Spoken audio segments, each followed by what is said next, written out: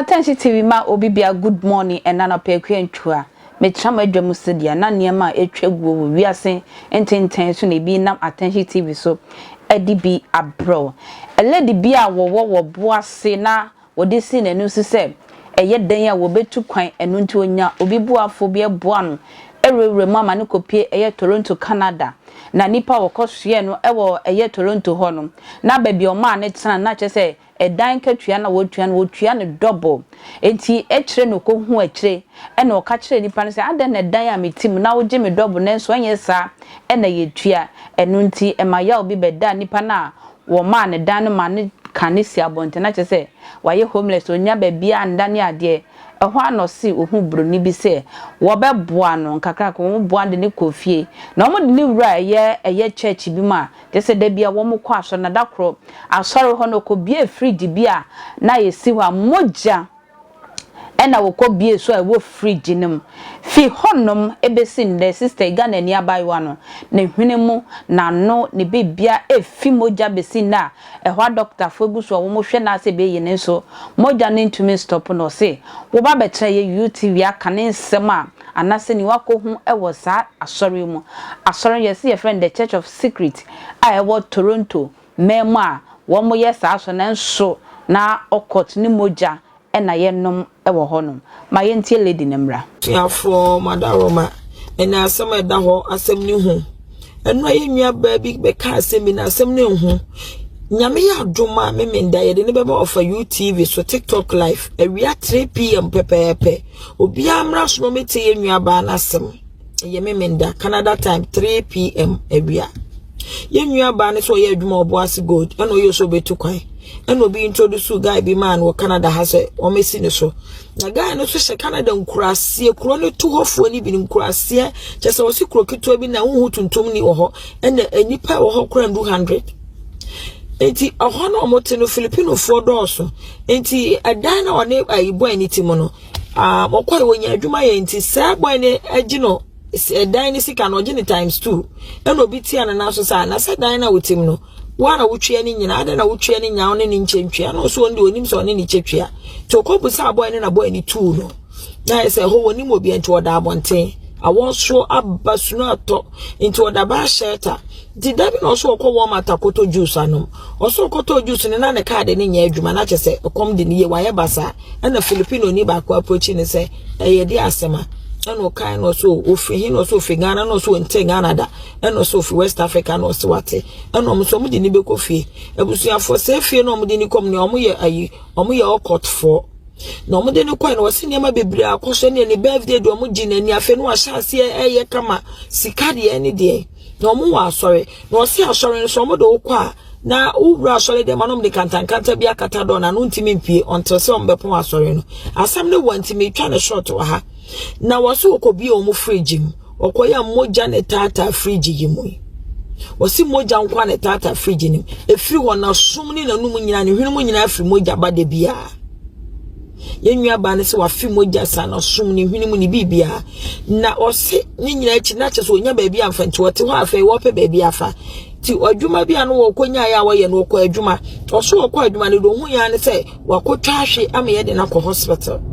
tiede no ko hospital nam eno ote se Nigeria ni doctor bi ka se mo mo ne pane na mo nya bodamfo e over 10k ena ama na ko sa ate bi nti mo mo ne pane nti oso mo de LAE o mo de plane and left no from tap kro keto anim e de no ko kro fufuro so ko another hospital na wose afeda ye ne se kra sa de wabodam no na medication enua ba ne da so tin sam na sister ne kan Canada how Messi we de matin sem na enra ye bre ye enra sem ba ye so no chesa sem we kra de agime sem abusuafo ye nua ba ne so ye really say obeba for UTV so be ka sem na to ho na onim se nipa ne bi hihye enkro to a eniama we ekoso enti abusuafo madaroma ena sem eda ho asem ni hu abusuafo Saturday munhia ye for UTV Toronto time 3 pm Eastern time na asem ya me husema mpoku ade ato honom wutietie mu ya organ trafficking young woman na wakopie krobi so ewo achiri kakra o Canada ha ho de ni o si mo amudi aduru kura ko pie ho a ye do paper 2 ma o hearing 1 month ni afro na se wo hwa capacity na e wo ho ni sha nipa na e wo ho no esha nti odi we ni 2 ma 1 month ahanum hearing timidi 1 year ni ade na ho 1 month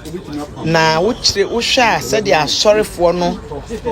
omo pretend say omo ya asorefo asore no dan no picture nyina bedi ye ho wa ha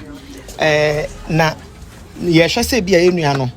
ye betima aboa me na free say kro no mawie na nka bia legally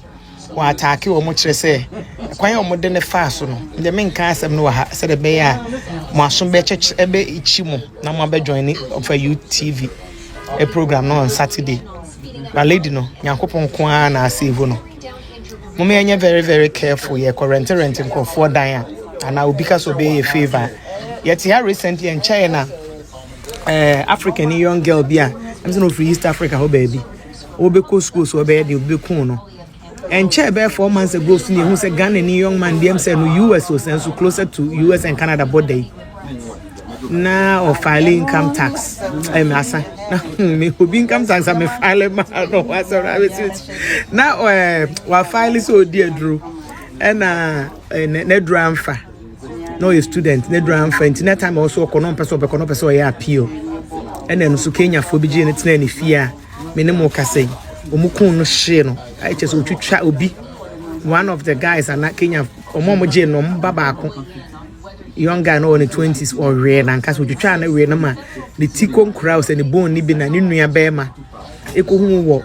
omu basement laundry machine mo se den na so na police akofie ho akwa no mu hu parts bia lady yasemi say dem am poku say occult no ye sha ke be ka say occultism but when I deduce utie mu ye a mo de mo betie ne Saturday mbo se de sitie omo ye organ trafficking okay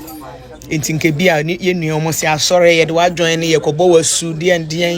na yakọ immerse o na nyame eboa ne se subo no wa ankoda eduko nsuo bi ma aya chlorine so na ye bibia ye ko chloroform na chese ne oda hati ne yiyi wa koma na opata ho no so wo Ghana ni bi ni ho obi ni ho obi mpo nim se oni omo na ti mo me anya ahwe yi nti nyame adma Saturday mo meet ye wo of a UTV 3 p.m. Eastern time, okay? Take care.